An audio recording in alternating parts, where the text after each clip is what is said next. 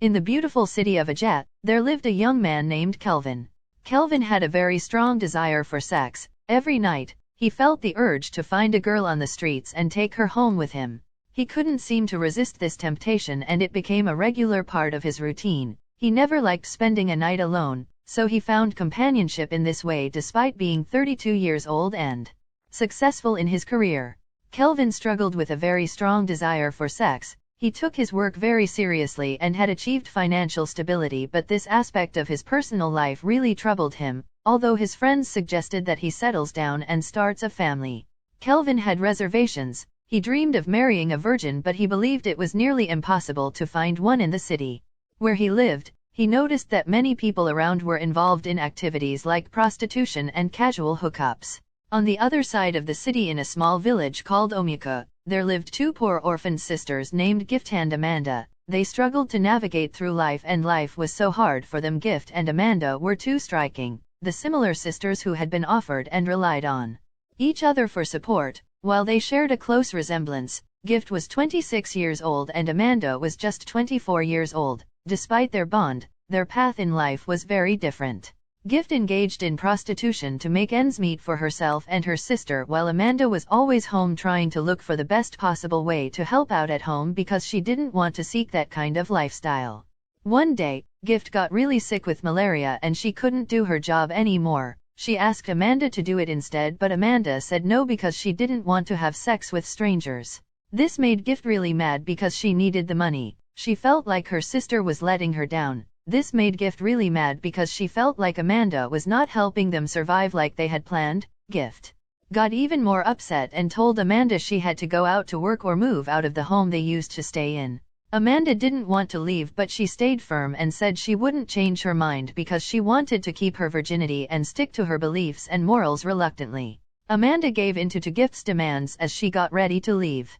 Gift dressed her in her own clothes, necklaces, bracelets and earrings before she left. Amanda dressed in very revealing clothes. She stood by the roadside. While she stood on the roadside, an expensive car put up in front of her and it was Kelvin. He asked her how much for a night and Amanda, still feeling bitter, reluctantly named the price. Then he invited her to get into the car. Inside the car, Kelvin began to touch Amanda's legs, complimenting her beauty. Despite her irritation, she tried to smile, though her true feelings were evident in her expression. When they arrived at the hotel, Amanda felt very nervous.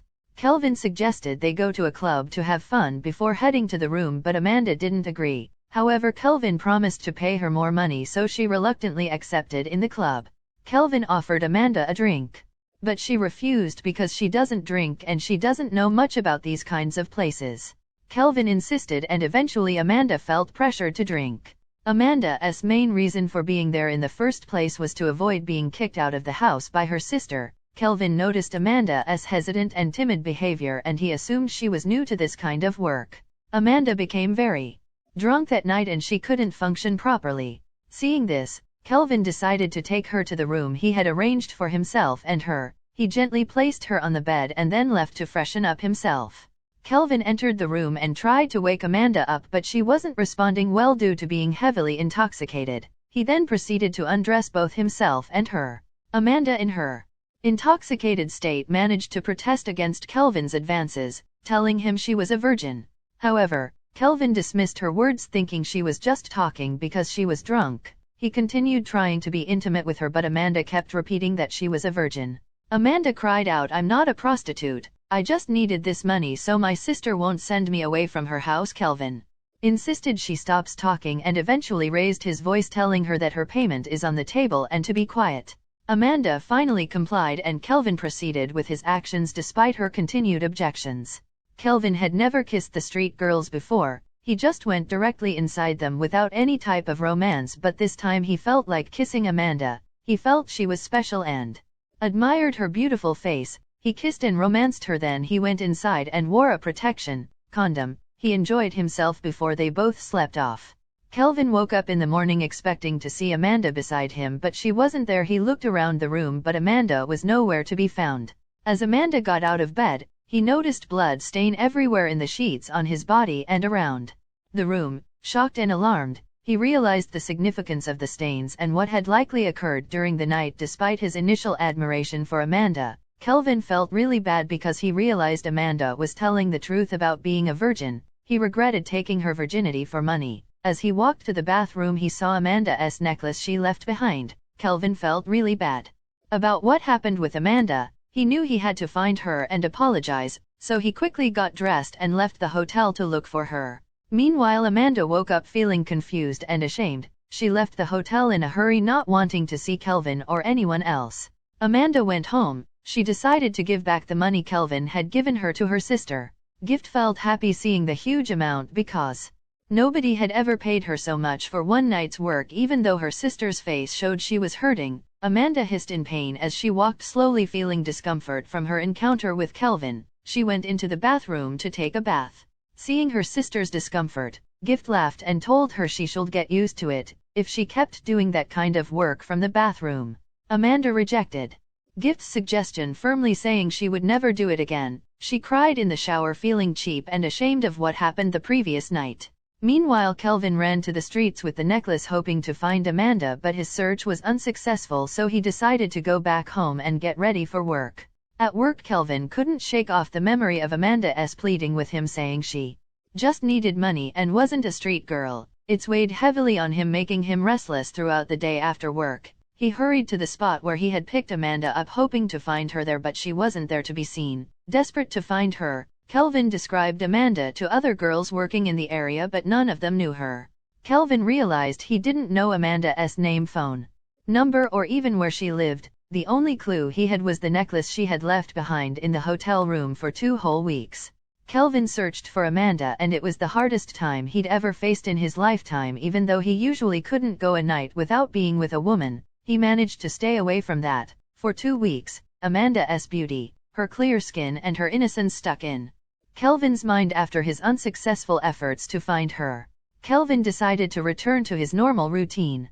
One evening, coming back from work, he picked up another street girl from the streets and took her to the hotel, but as soon as she tried to get close to him, it was like he was seeing Amanda, and he smiled. But when the new girl touched him, he realized she was different and he felt really irritated. This reaction was really unlike Kelvin, as his mother's image clouded his mind. He offered the street girl money to go home, and he decided to hang out with his friends instead. While Kelvin was with his friends, he felt down but couldn't bring himself to admit that he was in love with a girl he met on the streets. He knew his friends would tease him about it. One of his friends, James, noticed Kelvin's mood and tried to cheer him up. When James showed him a photo of a beautiful girl on Facebook, Kelvin wasn't interested at first, but James insisted. When Kelvin looked at the photo, he saw Gift wearing the same necklace that Amanda had left behind. He asked James to send him the screenshot of Gift's profile later. When Kelvin was home, he checked Gift's profile and saw a picture of her that looked a lot like Amanda, wearing the same necklace. He felt like he had finally found the person he had been looking for more than 2 weeks. Since Gift's phone number was on her profile, he decided to take note of it.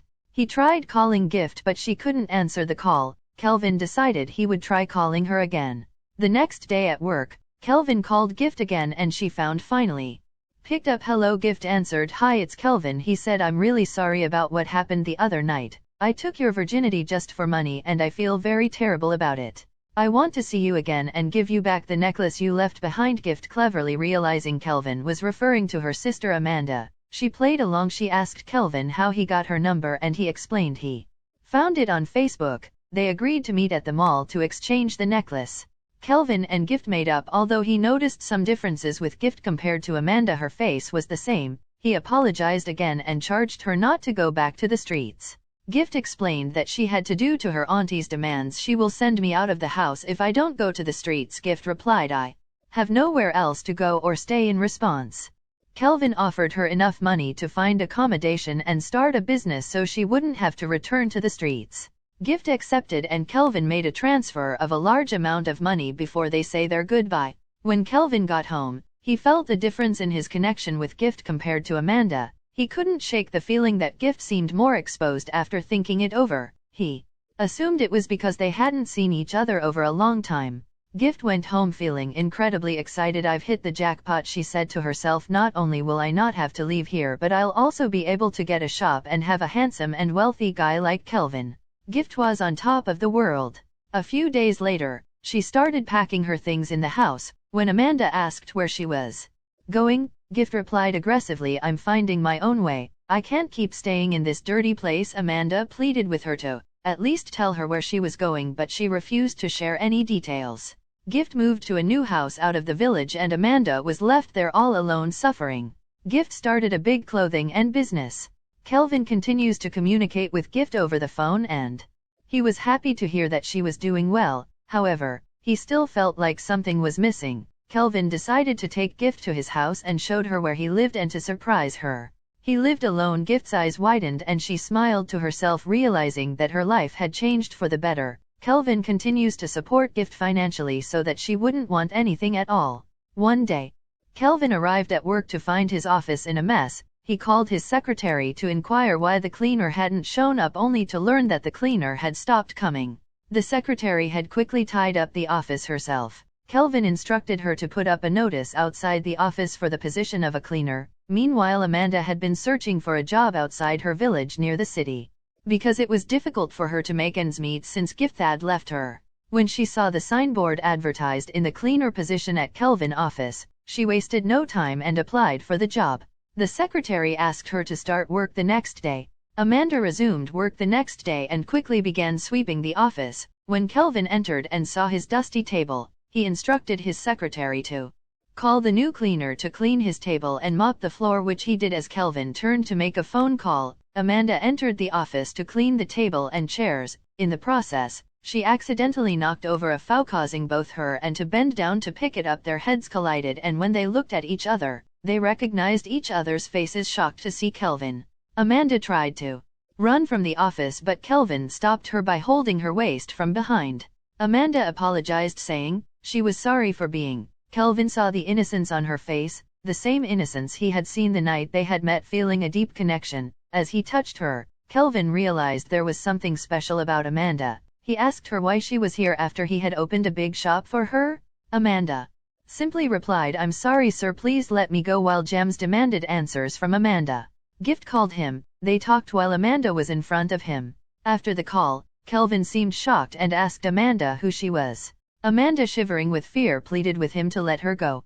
Kelvin assured her that he wouldn't hurt her and persuaded her to sit down. He then asked her if she had a twin, but she replied that she only had an elder sister who looked exactly like her and people often mistook them for twins. Still surprised, Kelvin asked for her name and she replied Amanda. Kelvin then showed her the photo James had sent him earlier. "This necklace, you forgot it in the hotel room. Is this not you wearing the necklace in this photo?" Kelvin asked. Amanda replied, "That's my elder sister." "How did you get her photo on your phone?" Kelvin replied, "Never mind," and shifted closer to the chair where Abub was sitting. He apologized sincerely for hurting her that night and explained that he had been searching for her ever since. He acknowledged that he had made a mistake by taking her virginity in such a way, and he asked Amanda to give him a chance to make things right. Amanda insisted that he hadn't done anything wrong because he had paid for the services, but Kelvin continued to plead for her forgiveness. He then asked for her phone number, but Amanda didn't have a phone. When he requested her address, she explained that the place didn't have an address. Despite their conversation, Amanda expressed her desire to continue her work because she had other offices to clean. Kelvin picked up the rug and threw it away, telling Amanda that she wouldn't work as a cleaner anymore. He then took her out to buy a phone and accompanied her back home. When they arrived, Kelvin noticed photos of Amanda and Gift in the wall and the poor condition of the room. As he was going through the photos, the landlord arrived to throw Amanda's belongings out of the house because she had owned rent for almost 5 months. Despite Kelvin's attempt to reason with the landlord, he refused to listen. In response, Kelvin gathered Amanda's belongings and took her to his own home.